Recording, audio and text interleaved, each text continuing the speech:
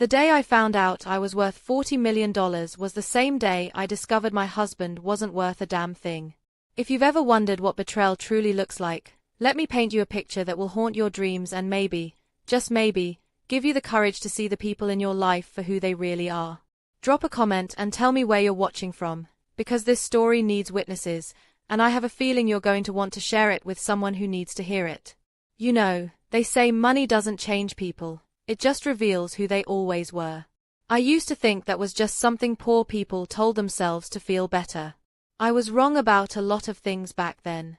If this story resonates with you, if you've ever felt invisible in your own life, hit that subscribe button. Trust me, you're going to want to see how this ends, and I promise you, it's not what you think. My name is Rebecca, and for 12 years, I thought I knew what love looked like. I thought it looked like David Martinez, with his warm brown eyes and calloused hands from years of construction work. I thought it looked like the way he'd kiss my forehead every morning before leaving for work, or how he'd bring me coffee in bed on Sunday mornings. I thought love was supposed to make you feel safe, cherished, like you mattered more than anything else in the world. I was 34 years old when I learned that everything I believed about love was a carefully constructed lie. The fluorescent lights in Dr. Harrison's office buzzed with an angry persistence that matched the anxiety clawing at my chest. I sat in that uncomfortable vinyl chair, my hands twisted together so tightly my knuckles had gone white, waiting for words that would either give me my life back or take it away completely. The air smelled like disinfectant and fear, other people's fear that had soaked into the walls over decades of bad news delivered in sterile, clinical tones. David should have been sitting next to me. We'd planned it that way. He'd promised to take the morning off work, to hold my hand while Dr. Harrison explained what the biopsy results meant, to be my anchor in whatever storm was coming. But his chair sat empty, and the silence where his voice should have been felt louder than any scream. Mrs. Martinez, Dr. Harrison began, his voice carrying that carefully practiced tone doctors use when they're about to shatter your world. I'm afraid the results show that you have stage 3 ovarian cancer. The words hit me like a physical blow, knocking the breath from my lungs and making the room spin. Cancer. The word echoed in my head, bouncing off the walls of my skull like a pinball, leaving destruction in its wake.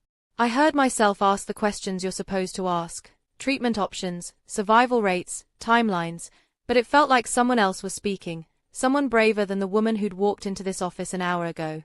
The good news, Dr. Harrison continued, though I couldn't imagine what good news could possibly follow a cancer diagnosis, is that we caught it before it spread to other organs.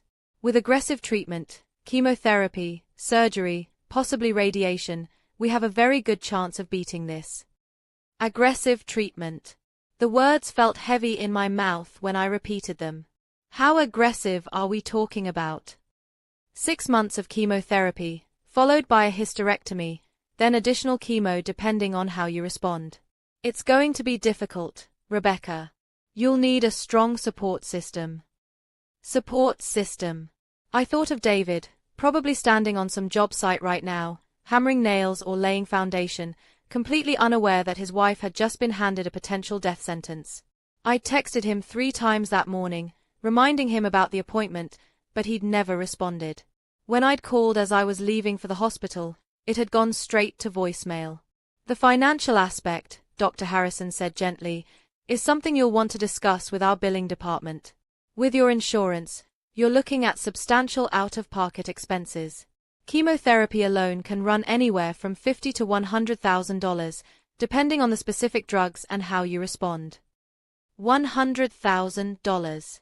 The number floated in the air between us like a toxic cloud. David and I had maybe $3,000 in our savings account on a good month. We lived paycheck to paycheck, like most people in our neighborhood, making ends meet but never quite getting ahead. The house we rented had a leaky roof and windows that didn't quite close properly, but it was home. Or it had been, before cancer moved in and started rearranging the furniture. I drove home in a daze, my hands shaking on the steering wheel every time I thought about the conversation ahead. How do you tell the person you love most in the world that you might be dying? How do you explain that saving your life might bankrupt your family? How do you ask for support when you've spent years being the strong one, the one everyone else leaned on? Our little house on Maple Street looked the same as it always had, the faded blue paint on the shutters, the garden David kept promising to weed, the old oak tree in the front yard where we'd talked about hanging a swing someday when we had kids. Now, the thought of children felt like a luxury from another lifetime, something for people whose bodies weren't betraying them. David's truck wasn't in the driveway when I pulled in, which wasn't unusual. He often worked late, especially when they were trying to finish a job before weather moved in. But I needed him now, needed his arms around me and his voice telling me everything would be okay, even if we both knew it might not be. I sat at our kitchen table, the same one we'd bought at a garage sale 3 years earlier and refinished together, and tried to figure out how to deliver news that would change everything. The late afternoon sun streamed through our thin curtains, casting long shadows across the room, and I found myself memorizing details I'd never paid attention to before. The chip in my favorite coffee mug, the way the light made the worn spots on our linoleum floor look almost golden, the sound of Mrs. Chen next door calling her cat in for dinner. When David finally walked through the door at 7:30, I'd rehearsed the conversation a dozen different ways. He looked tired, his work shirt stained with sweat and dirt, his face carrying that end-of-day exhaustion that came from physical labor in the Texas heat. He kissed the top of my head absently, the way he always did, and headed straight for the refrigerator. "How'd the appointment go?" he asked without turning around, his voice casual, like he was asking about the weather. "David, we need to talk." Something in my tone must have gotten through to him because he turned around, a beer half raised to his lips, and really looked at me for the first time since he'd walked in. I watched his face change as he saw whatever was written on mine, the fear, the devastation, the desperate need for him to tell me we'd fight this together. I told him everything. The diagnosis, the treatment plan, the costs, the uncertainty.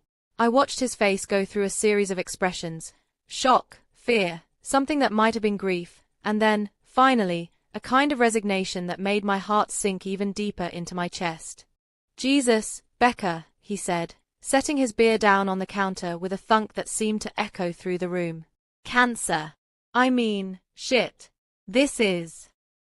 He ran his hands through his hair, a gesture I'd seen him make 1,000 times when he was stressed about work or money or his mother's health. "The doctor says the prognosis is good if we start treatment right away," I said, reaching for his hand across the space between us. "We can beat this, David. We just need to figure out the financial part." He pulled his hand away, not harshly, but deliberately, and that small rejection felt like another cancer, this one eating away at my heart instead of my ovaries. $100,000, Rebecca. Where the hell are we supposed to get $100,000? The way he said it, like it was an impossible mountain we couldn't climb, like the money mattered more than my life, made something cold and hard settle in my stomach. I'd expected fear. I'd expected worry about losing me. I hadn't expected his first concern to be about the cost. "We'll figure it out," I said, hearing the pleading in my own voice and hating it. "We can take out loans, maybe start a GoFundMe, ask our families." "My family doesn't have that kind of money, and neither does yours," he interrupted, his voice getting harder. "And loans? With what credit? We're already maxed out on the cards, and the truck payment is killing us every month." I stared at him, this man I'd loved for over a decade, and felt something shift inside me. Not break, exactly, but shift, like tectonic plates moving before an earthquake. "So what are you saying?" "I'm not saying anything except that we need to be realistic about this. Maybe there are other options, cheaper treatments, clinical trials, or something." Other options. Cheaper treatments. He was talking about my life like it was a car repair we might be able to do ourselves instead of taking it to a mechanic.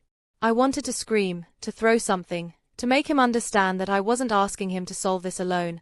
I was asking him to fight for me, to fight with me, to act like losing me would be the worst thing that could happen to either of us. Instead, I said, "I'm going to call my mom," and walked out of the kitchen, leaving him standing there with his beer and his resignation and his careful calculations about whether I was worth the investment. That night, I lay in bed listening to David breathe beside me, and I realized that somewhere in the space of one conversation, my marriage had become another thing I couldn't count on. The cancer was going to try to kill me, but David's indifference might do it first. I didn't sleep that night. Instead, I stared at the ceiling and tried to figure out how you fight for your life when the person who's supposed to love you most has already started planning your funeral. 3 weeks later, I was sitting in the oncology waiting room at Houston Methodist, surrounded by other people fighting their own private wars against their bodies, when I learned what real compassion looked like. It didn't look like David, who dropped me off at the curb with a promise to pick me up in 2 hours and a kiss that felt more like an obligation than affection. It looked like Elena Rodriguez, a woman I'd never met who would change everything about how I understood human kindness. The chemo suite was nothing like I'd expected. I'd imagined something clinical and sterile, full of the kind of medical equipment that beeps ominously in hospital dramas. Instead, it felt more like a living room where someone had accidentally installed 4 poles and medical chairs.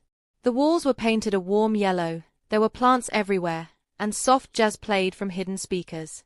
It was almost peaceful, if you could ignore the fact that everyone here was slowly poisoning themselves in hopes of not dying. I'd chosen a chair near the window, partly for the natural light and partly because I wanted to be able to see David's truck when he came back. The nurse, a woman named Patricia with kind eyes and hands that had clearly started 1,000 fours, had gotten me settled with heated blankets and apple juice and promised the anti-nausea medication would keep me comfortable. "First time?" asked the woman in the chair next to me.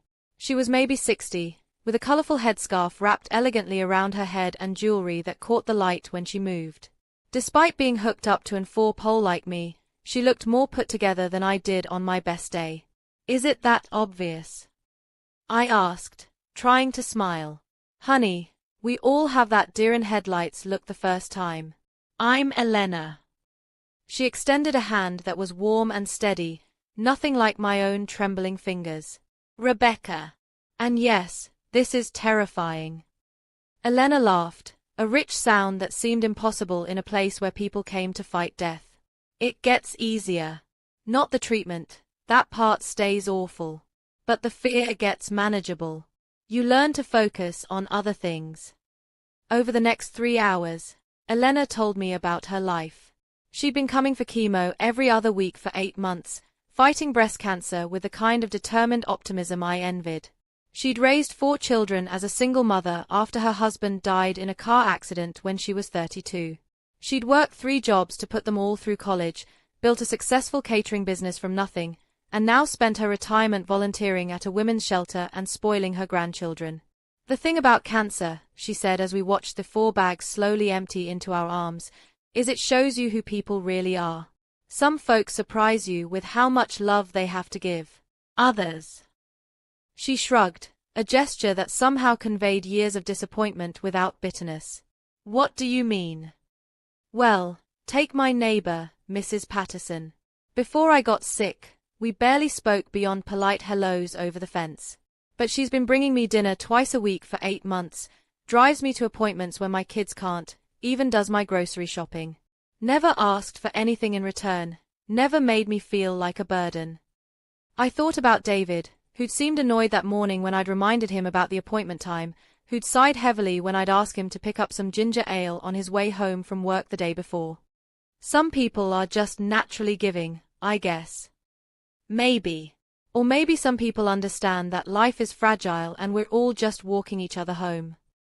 Elena studied my face for a moment, and I had the uncomfortable feeling she could see more than I wanted to show. "What about your support system? Husband, kids, family?"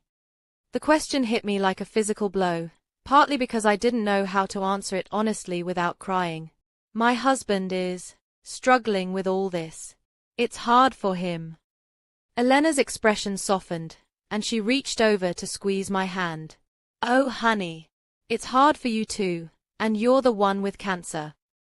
Something about the way she said it, so matter-of-fact and kind, broke something open inside me. Before I could stop myself, I was telling her everything, about David's reaction to the diagnosis, his obsession with the cost, the way he'd been pulling away from me for weeks like cancer might be contagious. About how lonely I felt in my own marriage, how I'd started wondering if I was asking too much by wanting him to fight for me. "Last night," I said, the words tumbling out before I could stop them, "I heard him on the phone with his brother, talking about life insurance policies and whether I'd updated my will. Like he's already planning for me to die." Elena listened without judgment, without trying to fix anything or offer empty reassurances that everything would be okay. When I finished, she was quiet for a long moment, and I wondered if I'd said too much, shared too much with a stranger. "Rebecca," she said finally, "can I tell you something that might sound harsh but comes from a place of love?" I nodded, not trusting my voice. "You deserve better than someone who sees your illness as an inconvenience. You deserve someone who would move heaven and earth to save you, who would hold your hand through every treatment and tell you you're beautiful even when you're throwing up from chemo. You deserve someone who sees fighting for your life as a privilege, not a burden." Her words hit me like a revelation, like someone had turned on lights in a house I'd been stumbling through in the dark. I'd been so focused on trying to make David understand what I needed from him that I'd never stopped to ask whether I should need to make that case at all. Shouldn't the person who promised to love you in sickness and in health show up for the sickness part without being convinced? "But we've been together for 12 years, I said weakly. "That has to count for something." 12 years of what, though? 12 years of him loving you, or 12 years of you trying to earn love that was never really yours to begin with? The question hung in the air between us like smoke, acrid and impossible to ignore. I thought about all the times over the years I'd made excuses for David's emotional unavailability, all the ways I'd convinced myself that his version of love was enough because it was all I'd ever known from him. When our treatments were finished, Elena walked with me to the lobby. David's truck was nowhere to be seen, even though he was supposed to pick me up 20 minutes earlier. I tried calling him, but it went straight to voicemail. "Let me drive you home," Elena said, as if reading my mind. "Oh no, I couldn't ask you to do that. You just had chemo too." "Honey, I've been doing this for months. I know exactly how to manage the side effects, and I could use the company. Besides, my car has better air conditioning than standing out here in the heat."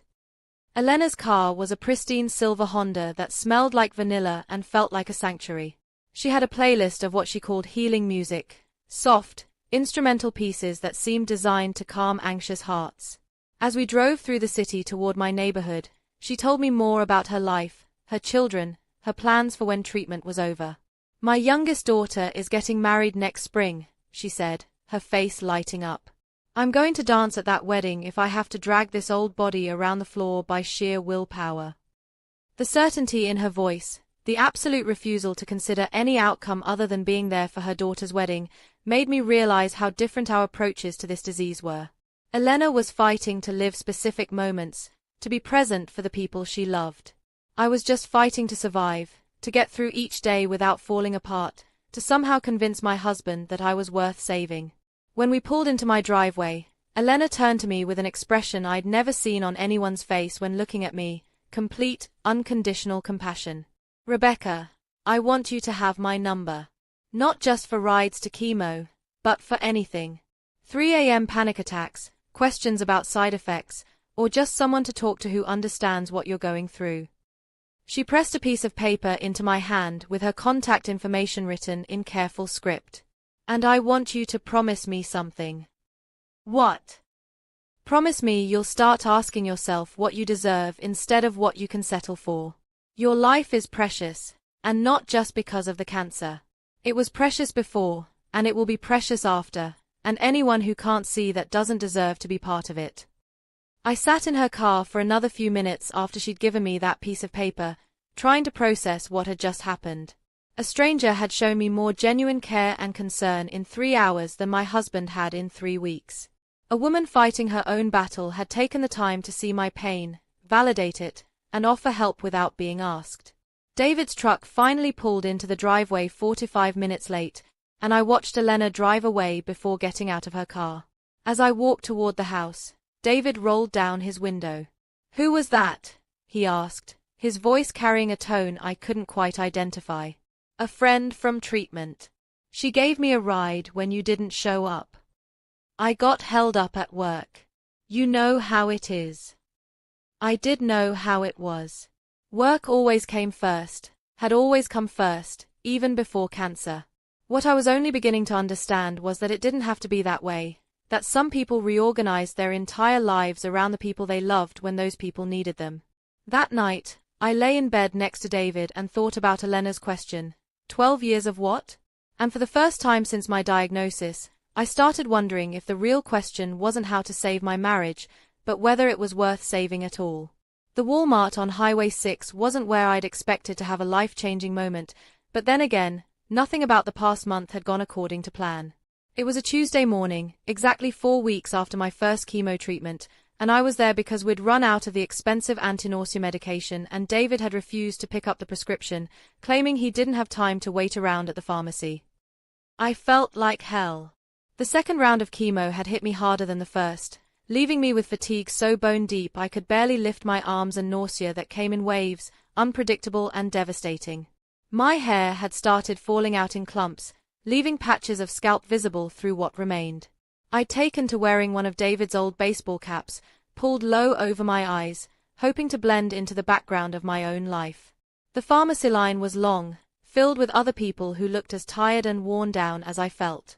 I clutched my prescription bottle and tried to ignore the way the fluorescent lights seemed to pulse in rhythm with my headache.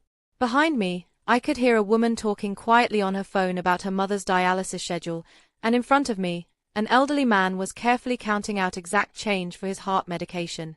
We were all here for the same reason, really, trying to buy ourselves a little more time, a little more life, one prescription at a time. While I waited, I found myself staring at the lottery display near the customer service counter. Mega Millions was up to $47 million, according to the electronic sign that flickered between the current jackpot and reminders to play responsibly. I'd never bought a lottery ticket in my life, had always thought of gambling as something for people who didn't understand math or couldn't face reality. But standing there, feeling like my body was falling apart and knowing that my husband was probably annoyed that I'd asked him for grocery money the night before, reality didn't seem like something worth facing. "Excuse me, miss." The voice belonged to Elena, who'd appeared beside me as if materialized from my own thoughts. She looked better than she had during our last treatment, her skin brighter, her step steadier. "Fancy meeting you here. Elena, how are you feeling?" Like I'd been hit by a truck that backed up and hit me again, but my latest scans showed the tumor shrinking, so I'm calling it a victory. She gestured toward the pharmacy line. "Same medication routine." "Yeah, though I'm starting to think the cure might be worse than the disease." Elena studied my face with the kind of attention that made me feel simultaneously seen and exposed. "That's the chemo talking. It lies to you, makes you think you're not strong enough to get through this. Don't listen to it." We moved forward in line together, and I found myself grateful for her presence, for someone who understood the particular exhaustion that came with fighting your own body. Elena had a way of making even the most mundane activities feel less overwhelming, like having her there somehow diluted the difficulty of everything else. "I've been thinking about what you said," I told her as we waited. "About what I deserve versus what I can settle for. And I think I've been settling for a very long time." Elena squeezed my arm gently. "The good news about rock bottom is that it's an excellent foundation for building something better." When we finally reached the counter, the pharmacy tech informed me that my insurance had denied coverage for the anti-nausea medication, classifying it as non-essential. The out-of-pocket cost was $437 for a 2-week supply. I stood there staring at the number on the screen, feeling the familiar panic that came whenever money entered the equation. David and I didn't have $400 for medication, didn't have $400 for anything that wasn't absolutely necessary for survival. I'd already put 3 prescriptions on credit cards over the past month, and those were nearly maxed out. "I need to call my husband," I said weakly, knowing exactly how that conversation would go. David would be frustrated, would want to know why I hadn't checked with insurance first, would somehow make this about how difficult everything had become since my diagnosis. "Actually," Elena said, stepping forward, "I'll take care of it." "What?" "No, Elena, absolutely not. I can't let you. You're not letting me do anything. I'm offering to help someone who needs help, and you're going to graciously accept because that's what people do for each other." Before I could protest further, she'd handed her credit card to the pharmacy tech and was signing the receipt. $437, paid without hesitation or complaint by someone who barely knew me, someone fighting her own expensive battle with cancer. I started crying right there in the Walmart pharmacy, ugly tears that came from somewhere deeper than gratitude. Elena didn't try to shush me or tell me it wasn't a big deal. She just handed me a tissue from her purse and waited for the storm to pass. Elena, I don't know how to thank you for this. You don't thank me. You pay it forward someday, when you're in a position to help someone else who needs it. As we walked out of the pharmacy together, I felt something shifting inside me, some fundamental understanding about how human beings were supposed to treat each other. Elena had seen a need and met it, without judgment or conditions or expectations of repayment. It was the kind of generosity I'd read about in books but never experienced in real life. I need to stop at customer service for a minute, I said, though I wasn't entirely sure why. Something was pulling me toward that lottery display, some impulse I didn't fully understand. Want company? We stood in front of the lottery machine together, Elena patient and curious, me trying to work up the nerve to do something completely out of character. The Mega Millions jackpot stared back at me. $47 million. Enough money to pay for every treatment, every medication, every doctor's visit without having to beg or bargain or put anything on credit cards. Enough money to never feel helpless again. I've never bought a lottery ticket, I said. Neither have I, Elena admitted. Always seemed like throwing money away. But what if? I started, then stopped, feeling ridiculous. What if what? What if this is some kind of sign? I mean, what are the odds that I'd be here, feeling this desperate, on the same day you show up to help me, while staring at a $47 million jackpot? Elena considered this with a seriousness it probably didn't deserve. Well, the odds of winning the lottery are about 1 in 300 million. But the odds of meeting someone like you, who makes me remember why it's good to be human, are probably even lower.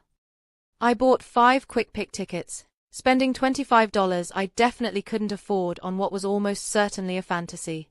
But standing there feeding bills into that machine, I felt something I hadn't experienced in months: hope.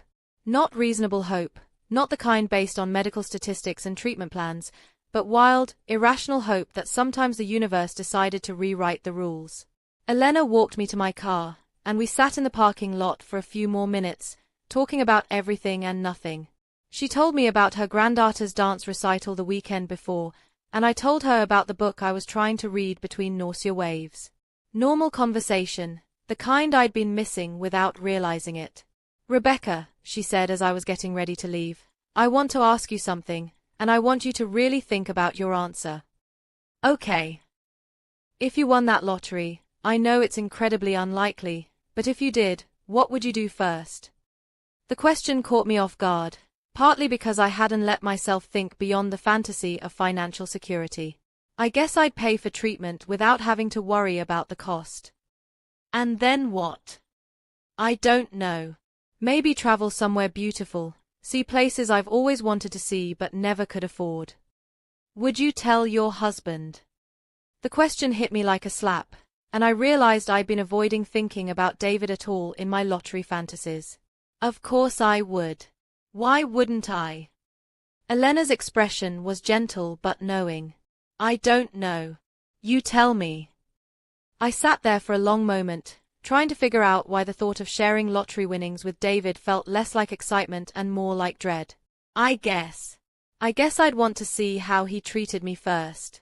When I wasn't worth $47 million, you know. When I was just me, with cancer, asking for help.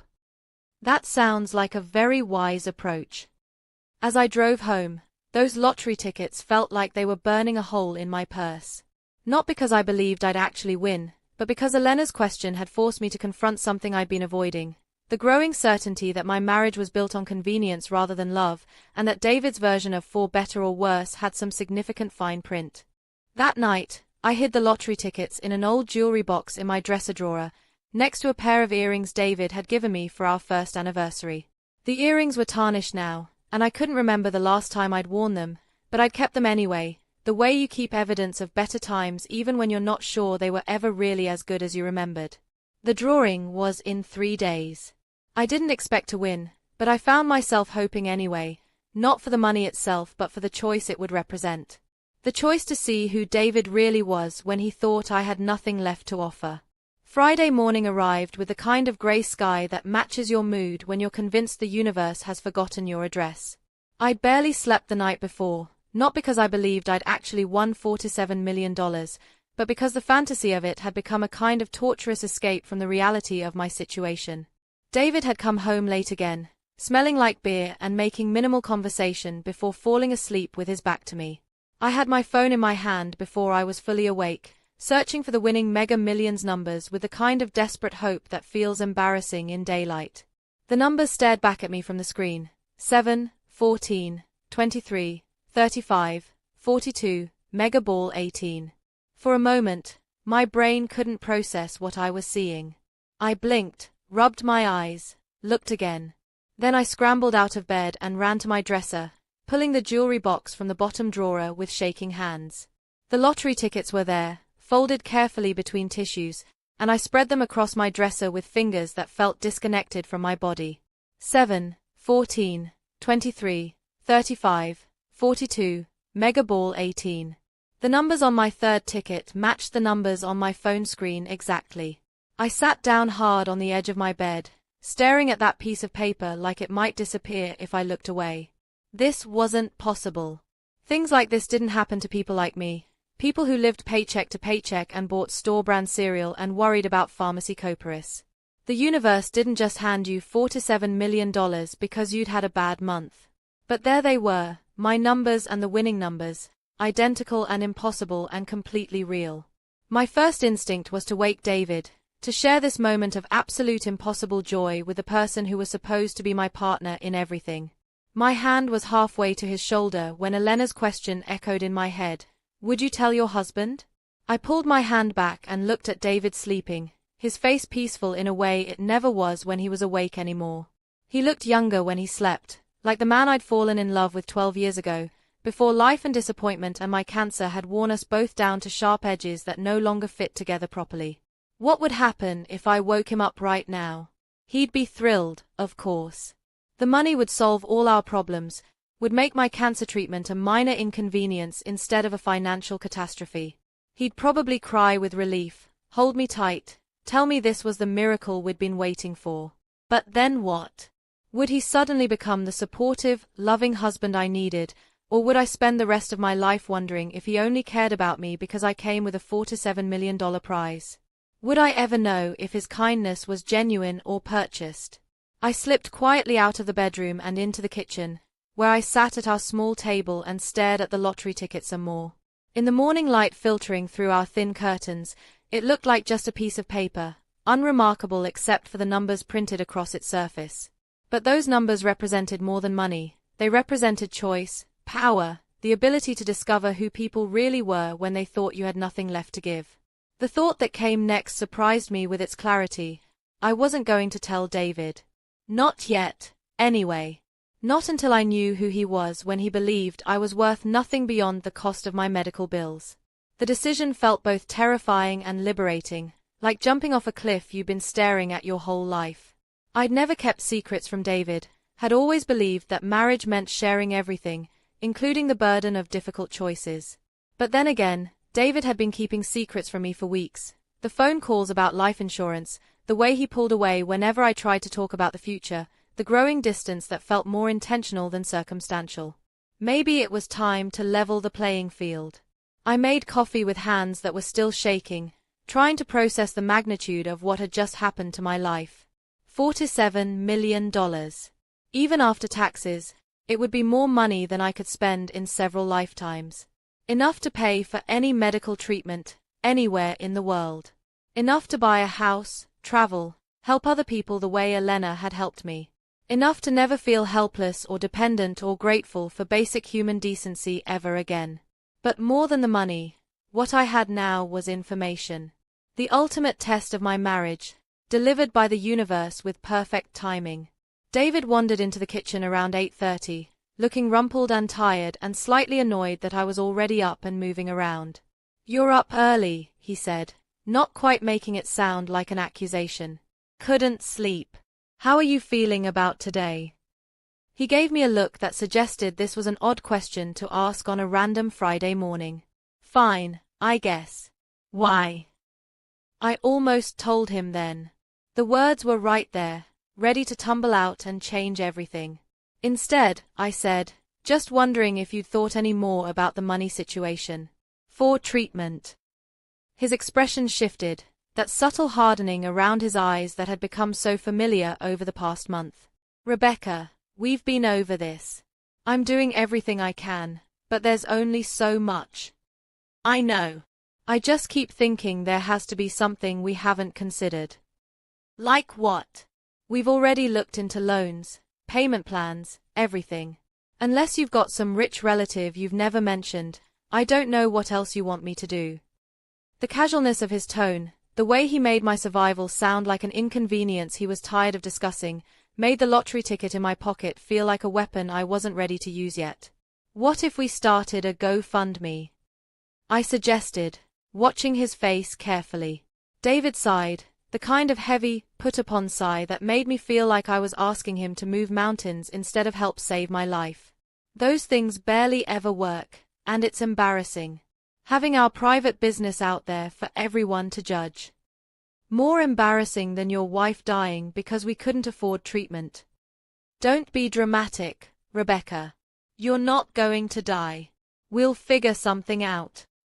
But he said it like he was talking about fixing a leaky faucet or dealing with a car repair, like my life was just another problem to be managed rather than something precious worth fighting for. I watched him pour his coffee, grab a piece of toast, and prepare to leave for another day where my cancer was something that happened to him instead of something happening to me. What if I asked Elena for help? I said, testing the waters. She's been so kind, and she seems to have some resources. Absolutely not.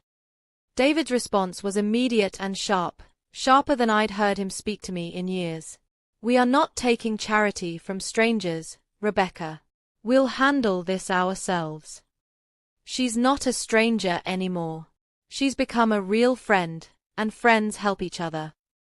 She's someone you met at chemo. That's not the same thing as a real friend.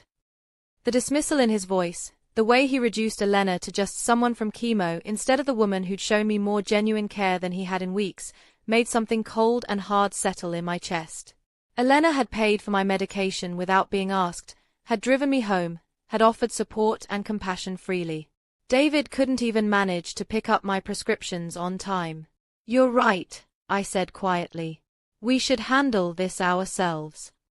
David nodded, satisfied that he'd won this round, and kissed the top of my head in that absent way that had once felt loving and now felt like checking an item off a to-do list. After he left for work, I sat at the kitchen table for a long time, holding the lottery ticket and thinking about the test I was about to begin. I called the lottery office that afternoon, speaking to a woman named Margaret who had clearly helped other people navigate the surreal experience of sudden wealth. She explained the process, verification, legal requirements, the choice between a lump sum and annual payments, the importance of getting financial and legal advice before making any public statements. Most winners take some time before claiming their prize, she said. It's a big adjustment, and you want to make sure you have the right team in place. You have 180 days from the drawing date to claim. 180 days. 6 months to discover who my husband really was when he believed I was broke and dying. What about anonymity? I asked. Unfortunately, Texas requires winner identification to be made public, but you can minimize exposure by having an attorney claim on your behalf, setting up a trust, that sort of thing. We can provide referrals for professionals who specialize in lottery winnings. After I hung up, I called Elena.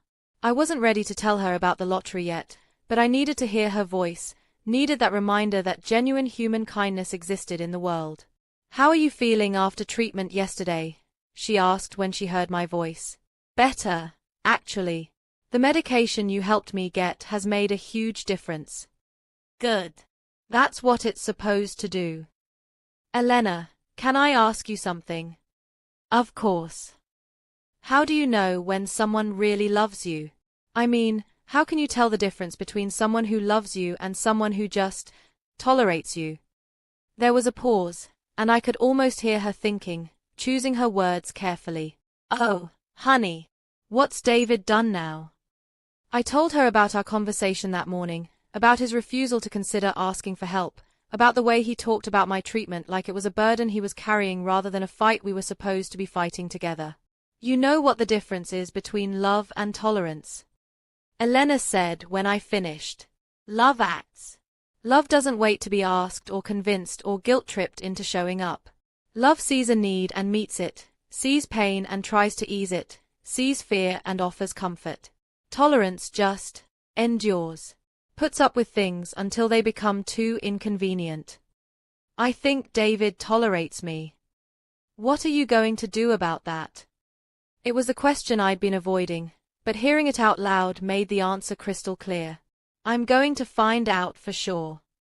That night, I lay in bed next to David and thought about the test I was about to begin. Tomorrow, I would start asking for his help more directly, more specifically. I would present him with opportunities to show me who he was when things got difficult, when I needed him most. I would give him every chance to prove that 12 years of marriage meant something, that the man I'd fallen in love with was still somewhere inside the stranger who'd been sleeping next to me. And if he failed the test? Well, $47 million was enough to buy a lot of things, including a completely different life. The lottery ticket was safely hidden in my jewelry box, but I could feel its presence like a heartbeat, steady and patient and full of possibility. For the first time since my diagnosis, I fell asleep feeling powerful instead of powerless, like I held the cards instead of being at everyone else's mercy. The test was about to begin, and I had the feeling the results were going to surprise everyone involved. 2 weeks later, I was sitting in Dr. Harrison's office again, but this time the chair felt different beneath me. I wasn't the same desperate woman who'd received her cancer diagnosis in this room 2 months earlier. I was a woman with $47 million in lottery winnings and a husband who didn't know it, which meant I was also a woman conducting the most expensive social experiment in history. Your latest scans show excellent progress, Dr. Harrison said, his professional demeanor softened by what looked like genuine pleasure. The tumors have shrunk by almost 60%. The treatment protocol is working exactly as we'd hoped. Relief flooded through me, the kind of pure, clean emotion I'd almost forgotten existed. For weeks, I'd been so focused on David's failure to support me and the complicated feelings around my secret windfall that I'd nearly forgotten the most important thing: I was getting better. The cancer that had felt like a death sentence was responding to treatment, my body was fighting back, and I was going to live. That's incredible news, I said, and meant it completely. It is. But I want to discuss the next phase of your treatment plan. We'll need to continue with chemotherapy for another 3 months, followed by surgery, then additional chemo depending on what we find. The financial commitment will be substantial. We're looking at another $150,000 minimum. $150,000.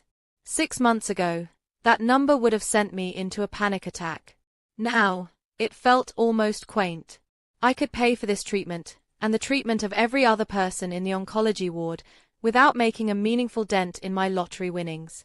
But David didn't know that, and his reaction to this news would be another data point in the test I'd been conducting. I understand, I said. I'll need to discuss it with my husband. Dr. Harrison nodded, making notes in my chart. I know these financial considerations are stressful, but please don't let money delay necessary treatment. We have social workers who can help explore options, payment plans, assistance programs, that sort of thing. As I drove home from the appointment, I thought about how to present this information to David. I'd been watching him carefully for 2 weeks, documenting his responses to my requests for support, his reactions when I talked about treatment costs, the way he interacted with me when he thought nobody else was watching. The results so far had been illuminating. When I'd asked him to take a day off work to drive me to an important specialist appointment, he told me to reschedule for a weekend. When I'd mentioned that Elena had invited us both to dinner as a way of thanking her for her kindness, he declined without even checking his schedule, saying he didn't have time for chemo friends. When I'd suggested we might want to talk to a counselor about how to navigate this crisis together, he'd actually laughed, saying therapy was for people who couldn't handle their own problems. Each response had felt like a small death, another piece of evidence that the man I'd married was either gone or had never existed in the first place. David's truck was already in the driveway when I got home, which was unusual for a Thursday afternoon. I found him in the living room, a beer in his hand and a stack of papers spread across the coffee table. The papers, I realized with a sinking heart, were insurance documents and medical bills. "How'd the appointment go?" he asked without looking up. "Good news, actually. The treatment is working better than expected. The tumors have shrunk significantly." He glanced up then, and for a moment I saw something that might have been relief cross his face. "That's great, Becca. Really great. But we need to talk about the next phase of treatment." His expression immediately shifted back to wariness. "What kind of next phase?"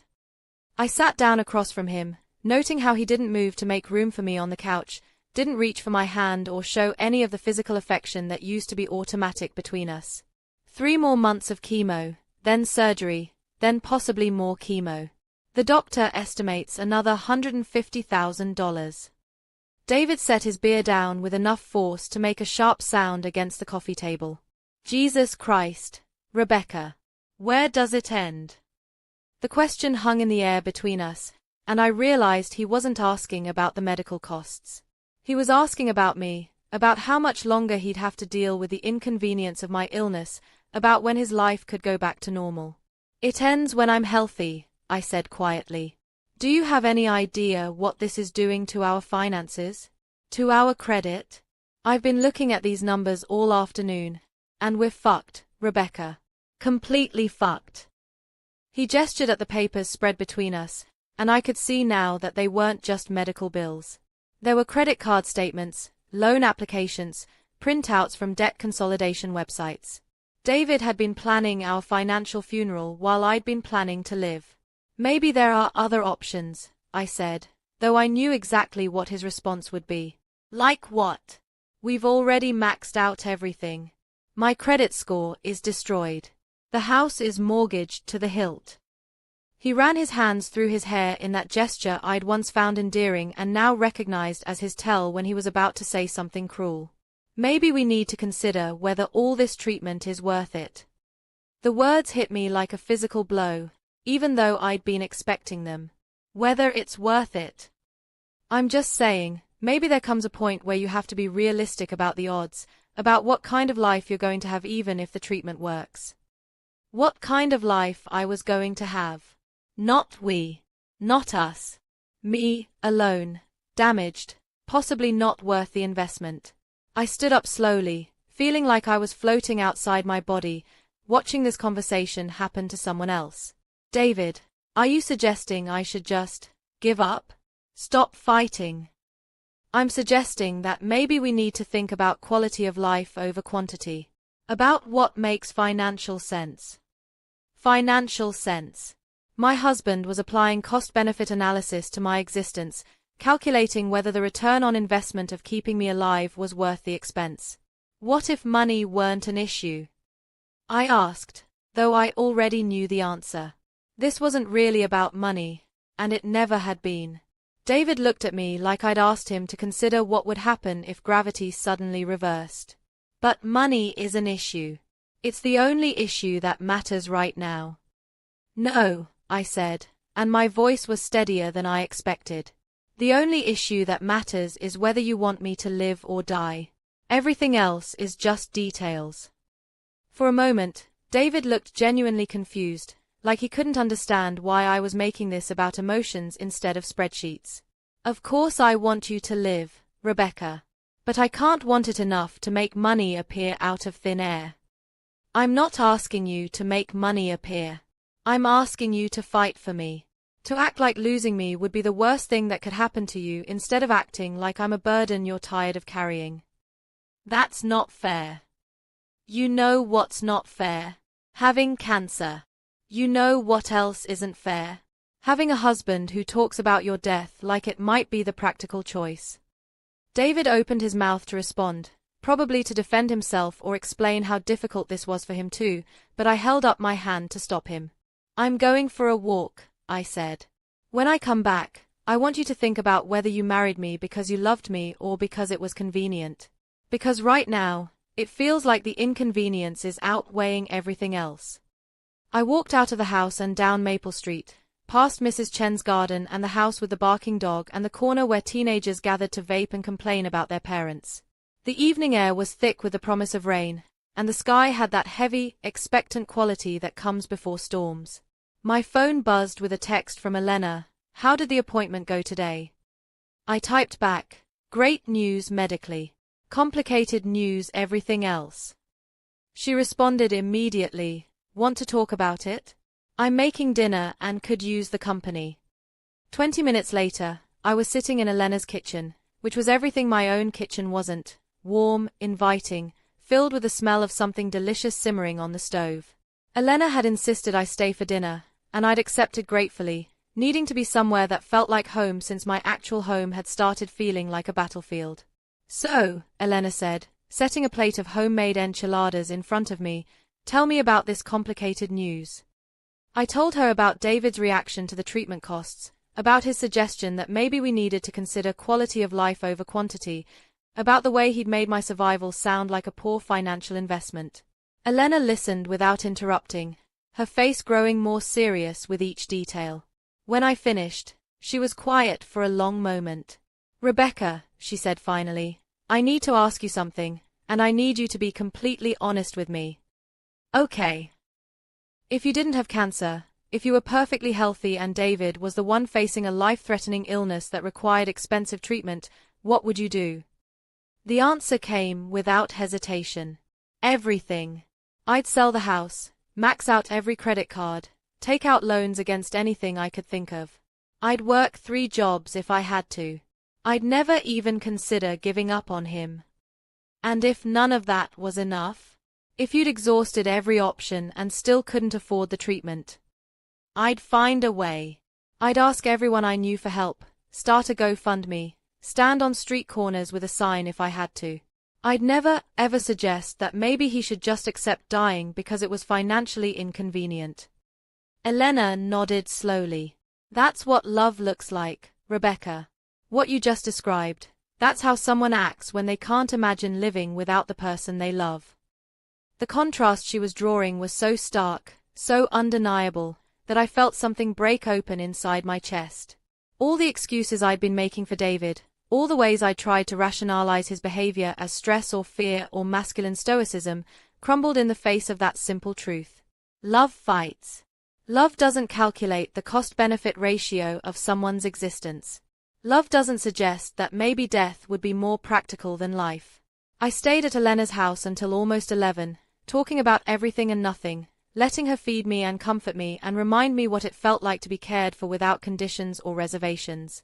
When I finally drove home, David's truck was gone, and there was a note on the kitchen table saying he was staying at his brother's place for the night, that he needed some space to think. I sat in our empty house, holding that note, and realized that the test was almost over. David had shown me exactly who he was when things got difficult, and now I had to decide what to do with that information. In my jewelry box, the lottery ticket waited patiently, representing not just $4 to $7 million but the power to choose a completely different life. Tomorrow, I would start figuring out what that life might look like. The hospital bills arrived on a Tuesday morning, 3 weeks after David had spent the night at his brother's house and 2 days before I was scheduled for what Dr. Harrison called definitive surgery, the hysterectomy that would remove any remaining cancer along with any possibility of ever having children. The stack of envelopes felt heavy in my hands, heavier than paper should feel, weighted with all the implications they carried. I opened them methodically, the way you remove a Band-Aid when you know it's going to hurt. Chemotherapy treatments, $47,000. Medications, $23,000. Specialist consultations, $8,000. Surgical estimates for the upcoming procedure, $65,000. The total came to just over $143,000, which didn't include the additional chemotherapy I'd need afterward or any complications that might arise. David was in the living room when I finished calculating the damage, sitting in his recliner with his laptop open and a cup of coffee growing cold beside him. He'd been spending more and more time researching what he called alternatives, clinical trials, overseas treatment options, holistic approaches that cost significantly less than conventional medicine.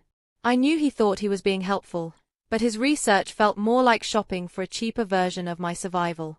The bills came, I said. holding the stack of papers like evidence in a trial where I was both the plaintiff and the defendant. David looked up from his laptop, his expression already preparing for bad news. How much? $143,000. Not including the surgery I need on Friday or anything that comes after. He closed his laptop with a snap that sounded like a judge's gavel. Rebecca, we can't do this. We literally cannot afford to keep you alive at this rate. The casual brutality of his phrasing hit me like a slap. We literally cannot afford to keep you alive. As if my existence was a luxury item we'd been foolish to purchase, a subscription service we needed to cancel before the next billing cycle. What are you saying, exactly? David stood up and started pacing, a habit he developed when he wanted to avoid eye contact during difficult conversations. I'm saying that maybe we need to consider other options. There are clinical trials, right? Free treatment in exchange for being part of research studies. Or we could look into going to Mexico.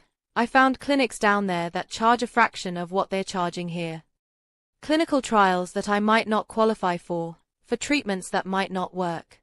And clinics in Mexico that might not meet the same safety standards as the doctors who are actually saving my life here. At least they're options. At least they wouldn't destroy us financially. I watched him pace and realized that somewhere in the past month, David had stopped seeing me as his wife and started seeing me as a problem that needed to be solved as cheaply as possible. The man who'd promised to love me in sickness and in health was now conducting a cost-benefit analysis of my continued existence. David, sit down. Please. He stopped pacing but remained standing, his arms crossed defensively across his chest. I know what you're going to say, and I've thought about it from every angle.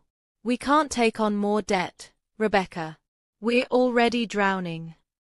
I'm not going to ask you to take on more debt. The surprise on his face was almost comical. You're not. No. I'm going to ask you for something much simpler than that. I pulled out my phone and opened the GoFundMe app I'd downloaded the week before, when David had dismissed the idea as embarrassing. I'd spent hours that morning crafting what I thought was a compelling story. Young woman fighting cancer, mounting medical bills, husband working construction, no family money to fall back on. Simple, honest, heartbreaking in the way that might motivate strangers to contribute to saving my life. I want you to help me ask for help, I said, showing him the draft of my fundraising page. I want you to share this with everyone you know, to advocate for me, to fight for me in whatever way you can. I want you to act like my life is worth saving, even if it means swallowing your pride and admitting we can't do this alone. David took my phone and read through the fundraising page, his expression growing more uncomfortable with each paragraph. When he finished, he handed the phone back to me without meeting my eyes. I can't do this, Rebecca. Can't or won't. It's the same thing. I can't put our private business out there for everyone to judge. I can't beg for money from people we barely know. You're not begging for money. You're asking for help saving your wife's life. It's embarrassing. More embarrassing than me dying because we couldn't afford treatment. David finally looked at me then, and what I saw in his face wasn't the distress of a man facing the potential loss of someone he loved. It was the irritation of someone who was tired of having the same conversation over and over, tired of being asked to care more than was convenient. You're not going to die, Rebecca. You're being dramatic. I might die, David. That's what cancer means. That's why people fight so hard against it, why they're willing to go into debt and ask for help and do embarrassing things to stay alive. Because the alternative is being dead. The treatment is working. The doctor said the tumors are shrinking.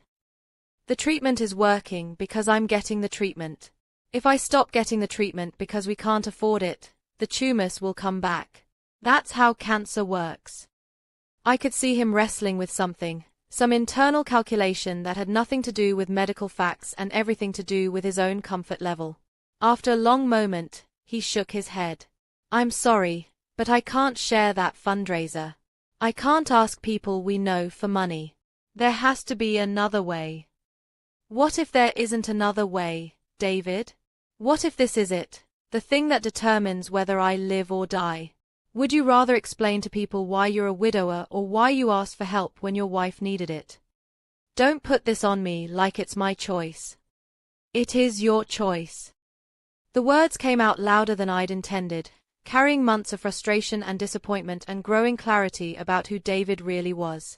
It's absolutely your choice. You can choose to fight for me or you can choose your pride, but you can't choose both. David stared at me for a long moment, and I saw the exact instant when he made his decision. His shoulders relaxed, his jaw unclenched, and his expression shifted from conflict to resolution. I'm not sharing the fundraiser, Rebecca.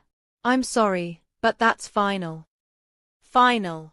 The word hung in the air between us like a death sentence, which, in a way, it was. David had chosen his pride over my life, his comfort over my survival, his ego over our marriage. He'd taken the test I'd been giving him and failed it so completely that there was no possibility of a make-up exam. Okay, I said quietly. Okay. Okay. I understand. You've made your position clear. David looked relieved, like he'd been expecting a bigger fight and was grateful to avoid it. I'm glad you understand. We'll figure something else out. But I wasn't agreeing to figure something else out. I was acknowledging that the test was over, that I had all the information I needed about who David was and what our marriage meant to him. I was saying okay to the end of pretending that we were partners, okay to the end of hoping he might surprise me with hidden reserves of love and commitment. I was saying okay to planning a life that didn't include him. That evening, after David left for his weekly poker game with his friends, because apparently he had time for cards but not for advocating for his wife's survival, I called Elena. I need to tell you something, I said when she answered. What's wrong? You sound strange. I won the lottery. There was a long silence on the other end of the line. I'm sorry, what? 2 weeks ago, when we bought those tickets at Walmart, I won $47 million.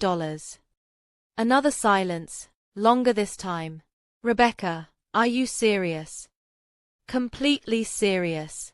I haven't told David. I've been testing him, seeing how he'd treat me when he thought I was broke and desperate. And Elena, he failed. He failed completely. I told her about the hospital bills, about David's refusal to help with the fundraiser, about his suggestion that maybe we should consider whether continued treatment was worth the cost. Elena listened without interrupting, and when I finished, she was quiet for a long time. Oh, honey, she said finally, and her voice was full of sadness and anger and something that might have been pride.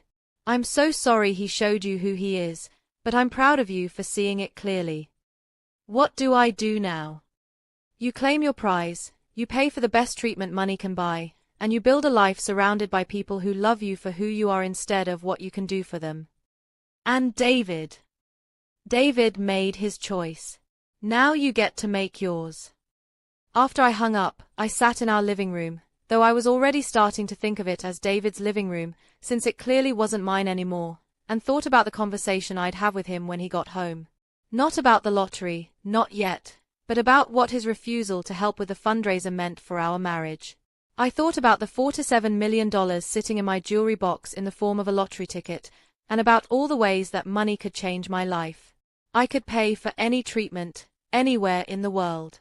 I could help other people the way Elena had helped me. I could build a foundation, fund research, make sure other women didn't have to choose between survival and financial ruin. But first, I had to decide what to do about the man who'd proven that his love came with a price tag, and that I'd exceeded his budget. The test was over. David had failed. Now it was time to figure out what came next. The stranger who offered to help me appeared on the worst day of my life, which was saying something considering the past 3 months had been a masterclass in human disappointment.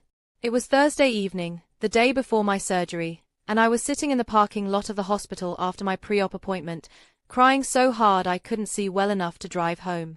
The appointment had gone wrong in every way possible. Dr. Harrison had explained that my insurance company was now questioning the necessity of the surgery, despite his strong recommendation. They wanted a second opinion, which would delay the procedure by at least 2 weeks and possibly longer. 2 weeks during which the cancer could spread, could undo all the progress we'd made with chemotherapy, could quite literally mean the difference between life and death. "I've seen this happen before," Dr. Harrison had said, his professional composure cracking slightly. "Insurance companies sometimes balk at expensive procedures when they think they can find reasons to deny coverage. We'll fight it, of course. But in the meantime, I could die." He didn't say that, but we both understood it was the subtext of every conversation we'd had about delayed or inadequate treatment. When I'd called David from the hospital parking lot to tell him about the insurance delay, his response had been immediate and devastating. "Maybe this is a sign that we should reconsider the whole approach." A sign. As if the universe was suggesting that maybe I should just accept death rather than continue fighting for a life that was apparently too expensive to justify. I'd hung up on him, the first time I'd ever done that in 12 years of marriage, and then I'd started crying. Not the quiet, dignified tears of someone facing a setback, but ugly, desperate sobs that came from the deepest part of my soul, the part that had finally accepted that I was fighting this battle completely alone. That's when Marcus appeared. I noticed him first as a figure approaching my car, and my initial reaction was wariness. A woman alone, crying in a parking lot, an obvious target for anyone with bad intentions. But as he got closer, I could see that he was wearing scrubs and had the kind of gentle, purposeful walk that suggested medical training. He knocked softly on my passenger side window, and when I looked up, I saw a face that radiated the kind of genuine compassion that had become so rare in my life I'd almost forgotten what it looked like. I rolled down the window, wiping my face with the back of my hand and trying to compose myself. "I'm sorry to bother you," he said, his voice carrying a slight accent I couldn't quite place. "I'm Marcus Rodriguez, and I work in oncology upstairs. I saw you leave Dr. Harrison's office, and you look like you might need someone to talk to." "I'm fine," I said automatically, though we both knew it was a lie. "Would you mind if I sat with you for a minute? I have a few minutes before my next shift starts, and sometimes it helps to talk to someone who understands what you're going through." Something about the way he asked, not presumptuous or intrusive, but genuinely offering support, made me nod. He walked around to the passenger side of my car and settled into the seat beside me, somehow managing to make his presence feel comforting rather than crowding. "Bad news today?" he asked gently. "Insurance problems," I said, and then, because he had the kind of face that invited honesty, I found myself telling him the whole story. The delayed surgery, the mounting bills, the husband who'd given up on fighting for my life before I had. Marcus listened without judgment, occasionally asking clarifying questions that showed he understood both the medical and emotional aspects of what I was facing. When I finished, he was quiet for a moment, processing what I'd told him. "I see this all the time," he said finally. "People who are fighting for their lives while also fighting their insurance companies, their families, sometimes even their medical teams. It's not right, and it's not fair, and I'm sorry you're going through this alone." "I'm not completely alone," I said, though it felt like a weak protest. "I have a friend, Elena, who's been incredible." "That's good. But what about practical support? What about someone who can help navigate the system, advocate for you with the insurance company, that kind of thing?" I laughed, but there was no humor in it. "That would be my husband, theoretically. But he's decided that maybe continued treatment isn't worth the cost." Marcus's expression darkened. "He said that?" "Not in those exact words, but close enough." "Rebecca, it is Rebecca, right? I want you to know that what you're experiencing isn't uncommon, but it's also not acceptable. You deserve to have people in your life who fight for you, especially when you're fighting for your life." The simple validation of what I'd been feeling, the acknowledgement that my husband's behavior was wrong rather than understandable, made me start crying again. "I'm sorry," I said. "I don't usually fall apart in parking lots with strangers." "I'm not a stranger," Marcus said with a small smile. "I'm someone who cares about what happens to you, which makes me more of a friend than some people who've known you for years." Something about the way he said it made me look at him more closely. He appeared to be in his early 40s, with kind brown eyes and the kind of weathered handsomeness that suggested he'd lived through difficult experiences and emerged stronger. There was something familiar about him, though I was certain we'd never met. "Can I ask you something?" I said. "Of course." Why are you helping me? I mean, I appreciate it more than I can say, but you don't know me. You could be anywhere else right now. Marcus was quiet for a moment, looking out at the hospital building like he was seeing something I couldn't. 3 years ago, my sister went through treatment for cervical cancer. She had a husband who made all the right sounds about being supportive, but when it came down to actually showing up, actually fighting for her, he wasn't there. She ended up going through most of her treatment alone because she was too proud to ask for help and too ashamed of her husband's behavior to tell anyone how bad it was. Is she okay? She survived the cancer. But the marriage didn't, and the isolation nearly broke her. I watched someone I love go through what you're going through, and I swore that if I ever encountered someone in a similar situation, I'd do whatever I could to help. The story hit me like a revelation, not just about Marcus but about myself. Here was someone who'd seen the same dynamic I was living through, who understood the particular loneliness of fighting for your life while the people who were supposed to love you treated your survival as optional. What kind of help are you talking about? I asked, though I wasn't sure I was ready for the answer. Whatever you need. I have connections throughout the hospital system, relationships with social workers and patient advocates, experience dealing with insurance companies.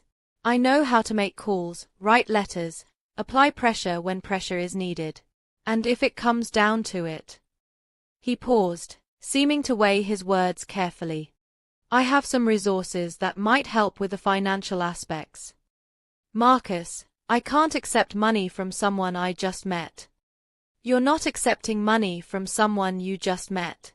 You're accepting help from someone who understands what you're going through and has the means to make a difference. There's no shame in letting people help you, Rebecca. The $40 million test, YouTube script, continued. The offer hung in the air between us, and I felt something shift inside my chest. For months, I'd been begging David for the kind of support that Marcus was offering freely, without conditions or calculations about cost-effectiveness. The contrast was so stark it felt like a physical blow. Why would you do that for someone you don't know?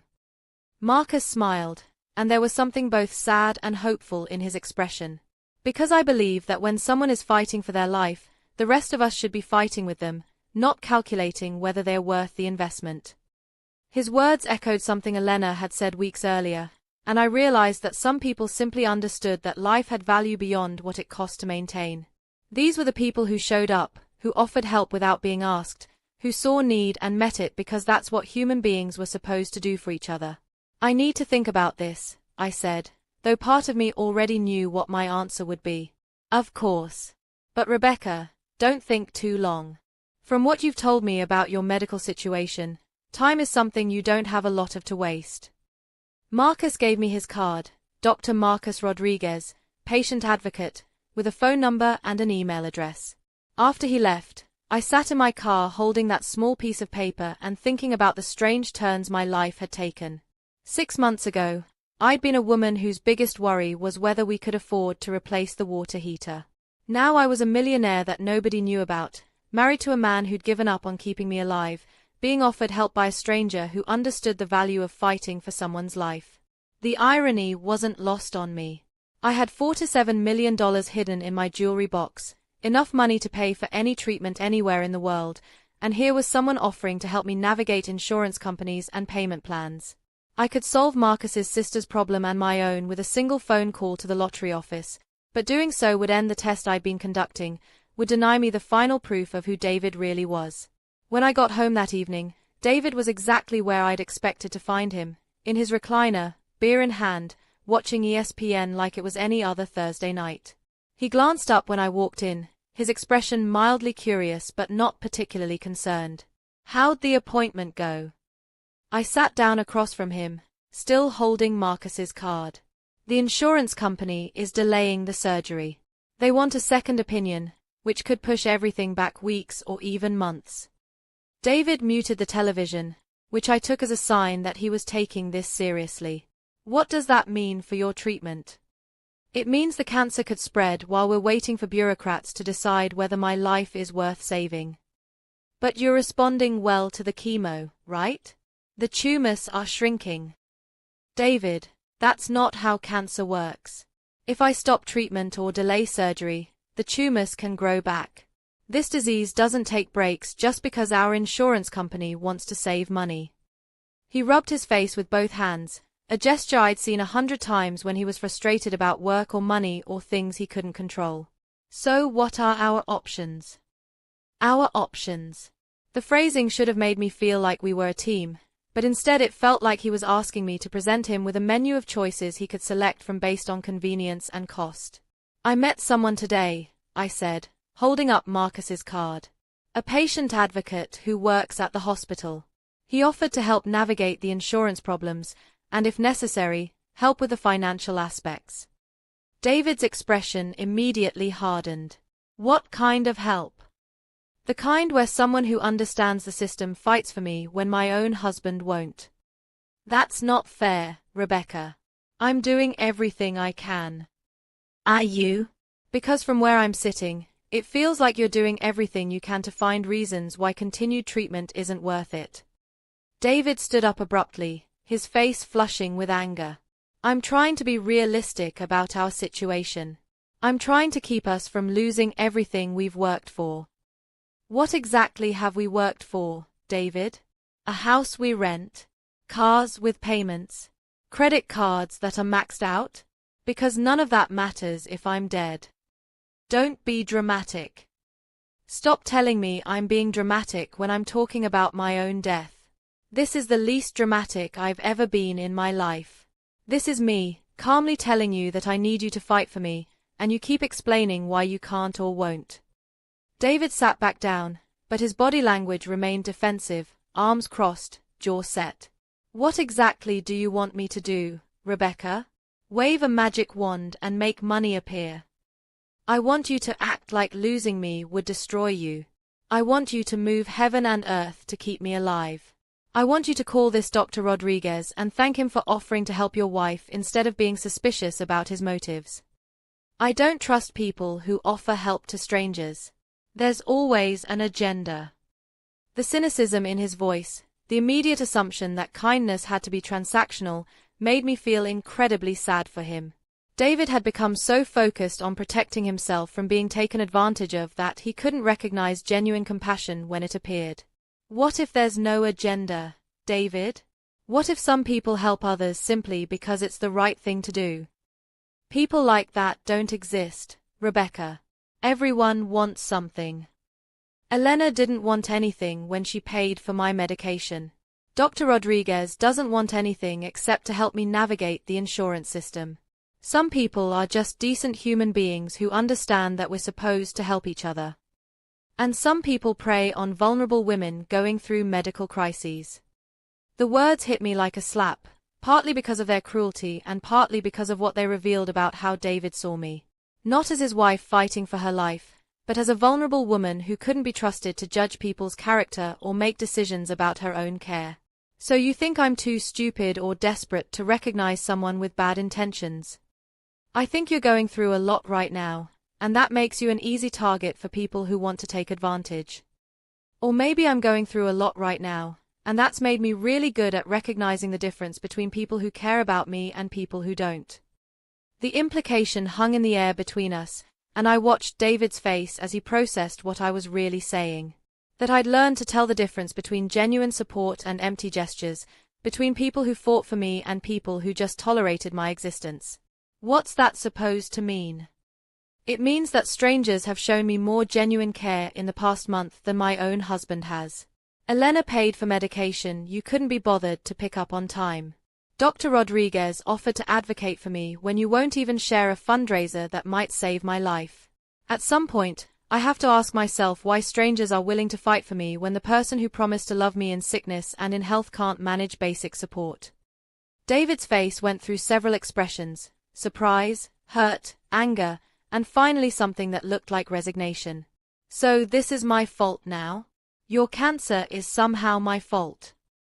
The cancer isn't your fault, David. But your response to it absolutely is. We stared at each other across the living room, and I realized this was probably the most honest conversation we'd had in months, maybe years. All the pretense was gone, all the careful politeness that had been masking the growing distance between us. We were finally saying what we really thought, and it was ugly and painful and completely necessary. I don't know what you want from me, Rebecca. I want you to call Dr. Rodriguez and accept his help. I want you to share the GoFundMe page I created. I want you to act like my survival matters more than your pride or your comfort or your fear of being embarrassed. And if I can't do those things? The question felt like a test of its own, one final chance for David to choose our marriage over his ego.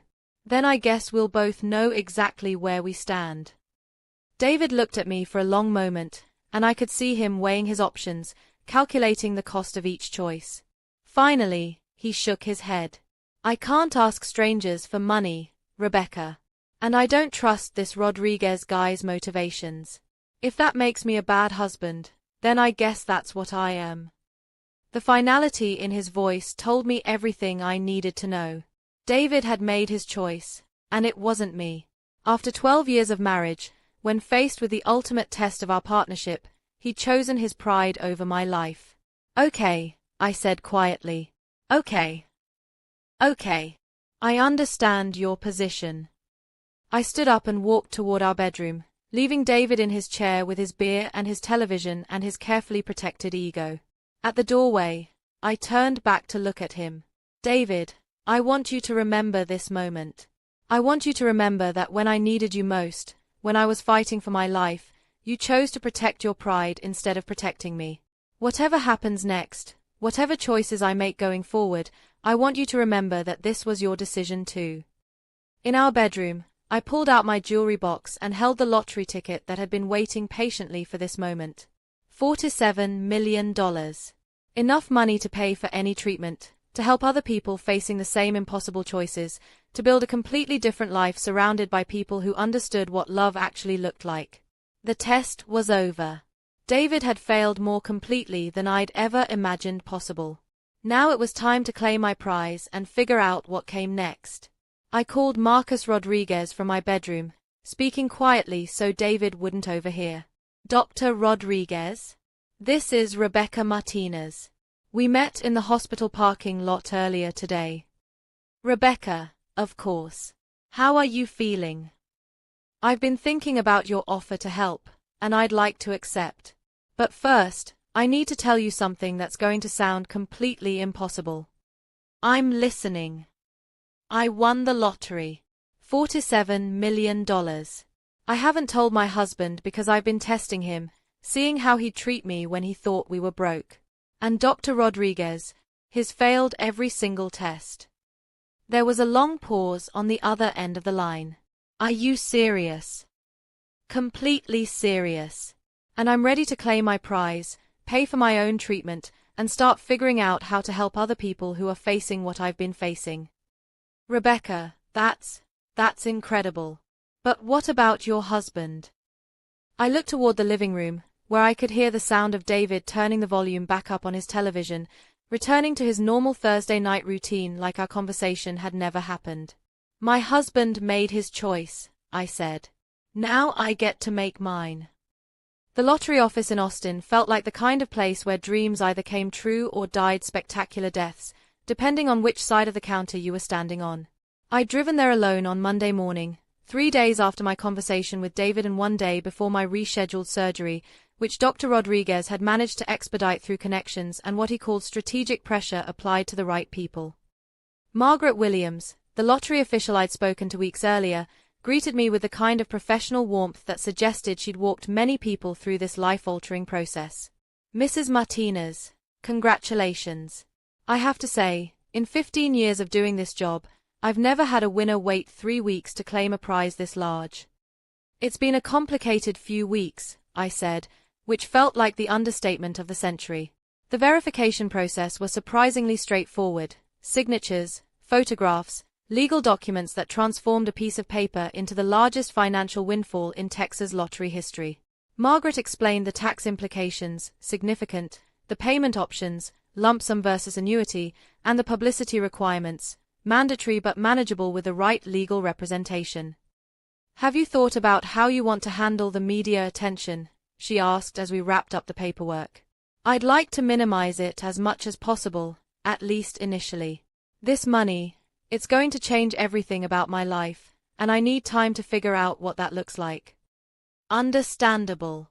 We can arrange for the press conference to be brief and factual. The story will get out regardless. $4 to $7 million always makes news, but we can control how much personal information gets shared. As I signed the final documents, Margaret leaned forward conspiratorially. Can I ask what you plan to do first? Most people have fantasies about this moment. I thought about David, still at home, still unaware that his wife had just become one of the wealthiest women in Texas. I thought about Elena, who'd shown me what genuine friendship looked like. I thought about Dr. Rodriguez and his offer to help, about all the other people facing impossible choices between survival and financial ruin. I'm going to pay for my cancer treatment, I said. All of it, the best care available anywhere. And then I'm going to figure out how to help other people who are in the situation I was in 3 weeks ago. Margaret smiled, and for the first time since I'd entered the building, her professional demeanor cracked slightly. That's exactly what I hoped you'd say. The drive back to Houston gave me 3 hours to think about the conversation I'd have with David that evening. I'd rehearsed it a dozen different ways, but none of the versions felt adequate for the magnitude of what I was about to reveal. How do you tell someone that you've been secretly wealthy for weeks while testing their character? How do you explain that they've failed a test they didn't know they were taking? More importantly, how do you tell someone that their failure has cost them not just a marriage, but $4 to $7 million? I stopped at Elena's house on the way home, needing to share this moment with someone who'd understand its significance. She opened the door wearing a bright yellow headscarf and the kind of smile that suggested her latest round of treatment was going well. You look different, she said, studying my face. Lighter, somehow. I claimed the lottery prize this morning. Elena's eyes widened, and she pulled me into her house with the urgency of someone who needed to hear this story immediately. Tell me everything. I told her about the lottery office, about the paperwork and the photographs and the surreal experience of becoming incredibly wealthy in the space of a few hours. But mostly, I told her about the plan that had been forming in my mind during the drive home. I want to start a foundation, I said. Something that helps people navigate the financial aspects of cancer treatment. Not just paying for care, but advocacy, support, connecting people with resources. Everything that David should have been doing for me. That's beautiful, Rebecca. And what about David? The question I'd been avoiding all day. I'm going to tell him tonight. About the money, about the test, about everything. How do you think he'll react? I honestly don't know. Part of me thinks he'll be thrilled about the money and assume that fixes everything between us. Part of me thinks he'll be angry that I kept this secret, that I tested him without his knowledge. Elena was quiet for a moment, considering this. What do you hope he'll do? I hope he'll understand why I had to know who he really was. I hope he'll see that his reaction to my cancer revealed something fundamental about our marriage that money can't fix. I hope. I paused, surprised by the emotion in my voice. I hope he'll fight for us, for me, now that he knows what's at stake. And if he doesn't, then I'll know I'm making the right decision by building a new life without him. Elena reached over and squeezed my hand. Whatever happens tonight, remember that you deserve someone who would have fought for you when you had nothing. The money doesn't change that. I drove home as the sun was setting, painting the sky in shades of orange and pink that felt either like a beautiful beginning or a gorgeous ending, depending on your perspective. David's truck was in the driveway, which meant he was home from work and probably already settled into his evening routine of beer and television and avoiding difficult conversations. I found him exactly where I'd expected, in his recliner, remote in hand, the familiar sounds of a baseball game providing background noise to our failing marriage. He looked up when I walked in, his expression mildly curious about my day but not particularly engaged. How'd the appointment go? He asked, though I told him that morning that I was handling some legal matters related to my treatment. Actually, that's what I need to talk to you about. Something in my tone must have gotten his attention because he muted the television and turned to face me fully for the first time in weeks. What's wrong? Did something happen with the surgery? David, I need you to sit down and really listen to what I'm about to tell you, because it's going to change everything. You're scaring me, Rebecca. Just tell me what happened. I took a deep breath, feeling like I was about to jump off a cliff with no idea what waited at the bottom. 3 weeks ago, I bought lottery tickets at Walmart. 5 tickets, $25 total. One of those tickets won the Mega Millions jackpot. David stared at me blankly, like I'd just told him I'd discovered I could fly or breathe underwater. What are you talking about? I won $47 million, David. I claimed the prize this morning. The silence that followed was complete and strange, like the moment after lightning strikes when the world holds its breath waiting for thunder.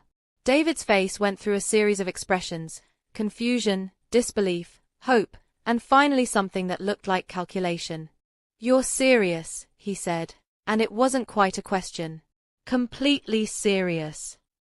$47 million. Yes.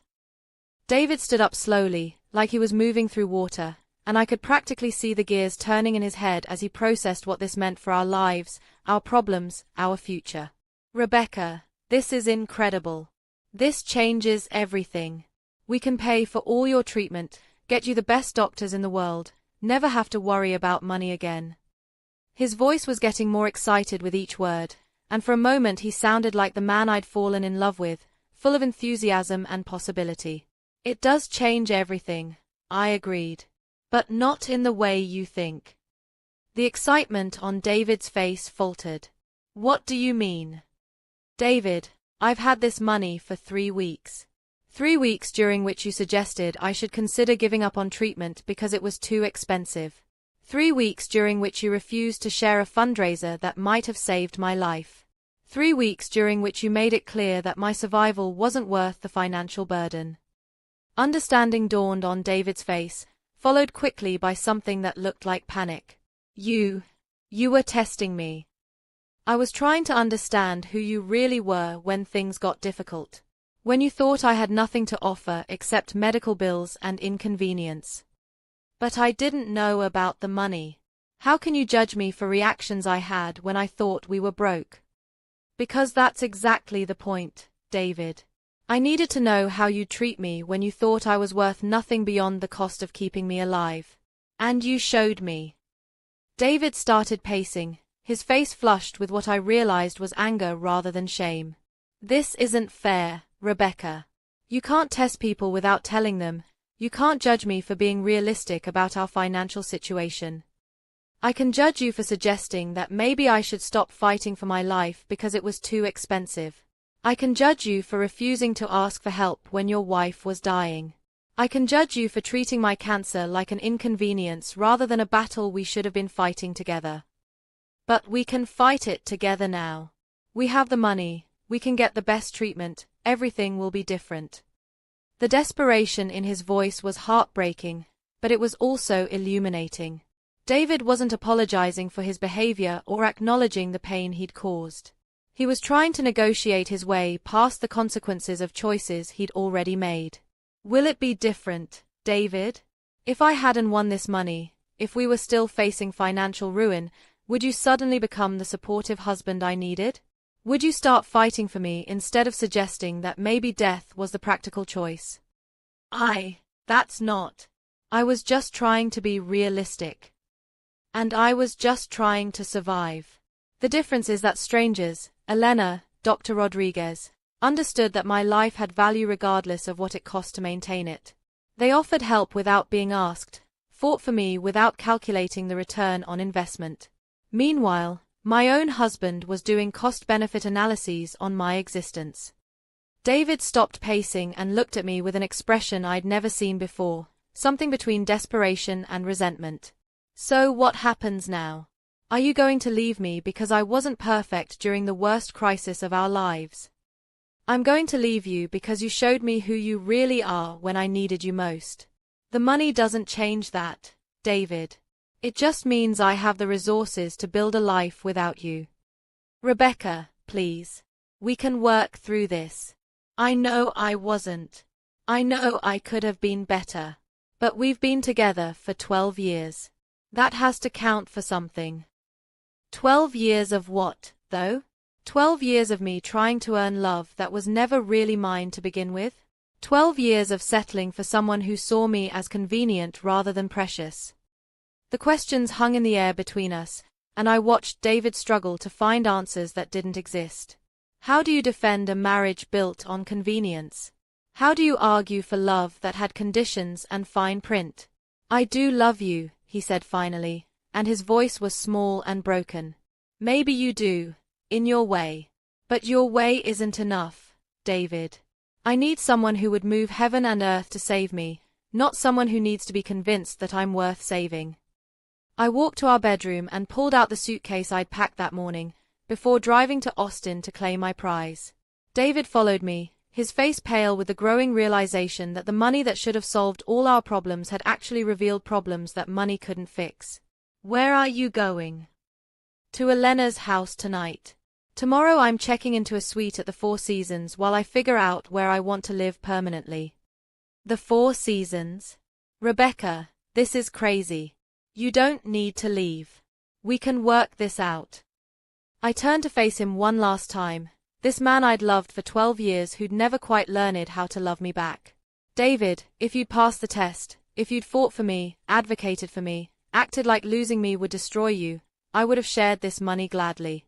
We could have paid for treatment, traveled the world, built something beautiful together. But you didn't pass the test.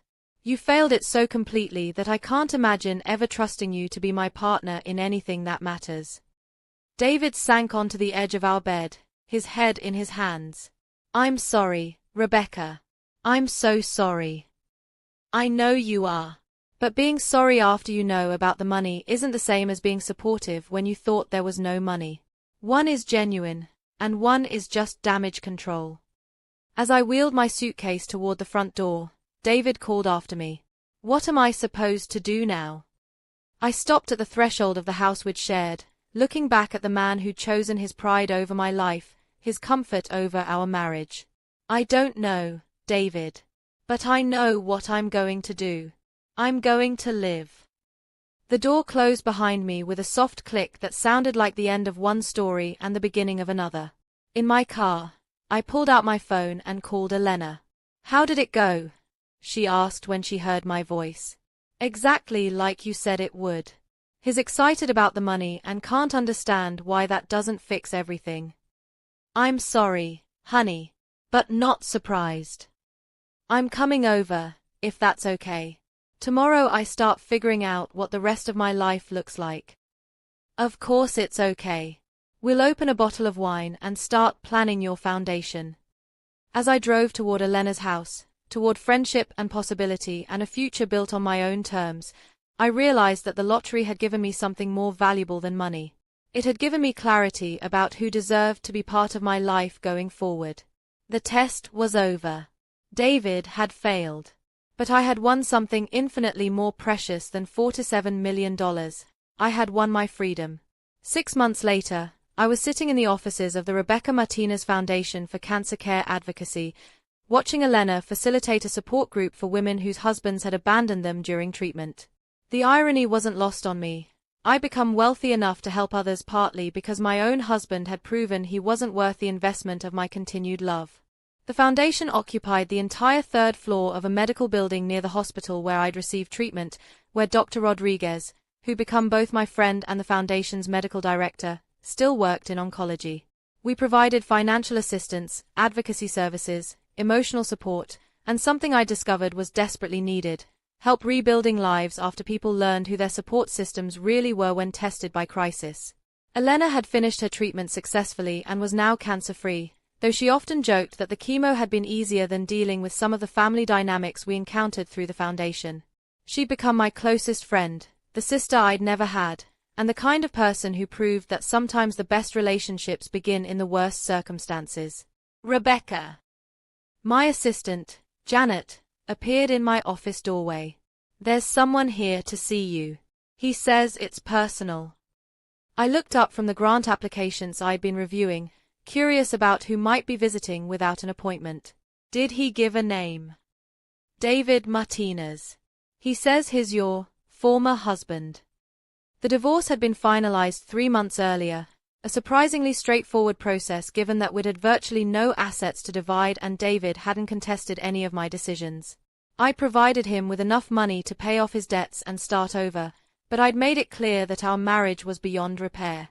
"Send him in," I said, though I wasn't sure why I was agreeing to see him. David looked different when he walked into my office, older, thinner, carrying himself with the kind of careful posture that suggested someone who'd learned hard lessons about his own limitations. He wore a suit I'd never seen before, and his hair was shorter, grayed at the temples in a way that made him look distinguished rather than worn down. "Hello, Rebecca." "David. This is unexpected." He looked around my office, taking in the photographs of foundation events, the awards on the wall, the view of the hospital where I'd nearly died while he'd calculated whether I was worth saving. "This is incredible. What you've built here, what you're doing for people, it's really something." "Thank you.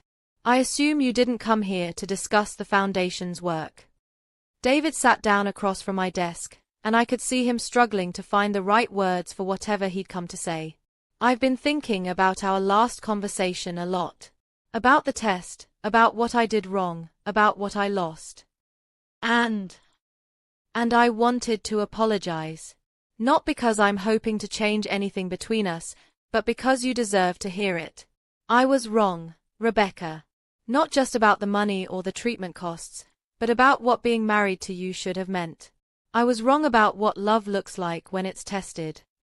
The apology was more thoughtful than I'd expected, and I found myself studying David's face for signs of the man I'd once loved. He was still there, buried under years of disappointment and pragmatic choices, but recognizable.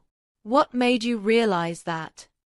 "I met someone," he said, and I was surprised by the small pang of something that might have been jealousy.